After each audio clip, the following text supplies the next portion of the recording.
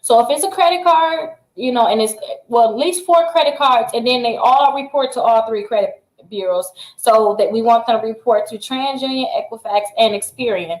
So if you got 4 credit cards that report to all 3 credit bureaus, you're winning, right? Because that means that you're boosting your credit score.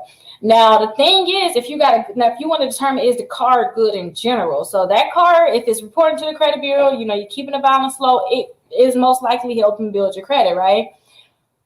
But if you want to know if that card is just a good card in general, think about it like this. Does that credit card, you know, do you have an annual fee on there? What type of fees do you have on there? Do you have monthly fees? Some cards have monthly fees, you know, and are you able to get higher limits with this credit card? What's your interest rate? How much are you charging you? You know, what's your late fees? You know, find out how much you're spending to have this credit card.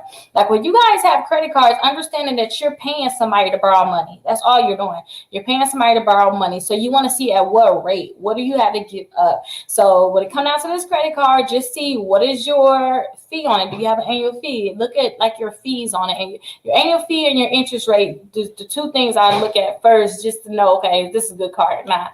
Because if you get a credit card with 29% interest rate, right? 29.99% interest rate, and then on top of that, you got an annual fee.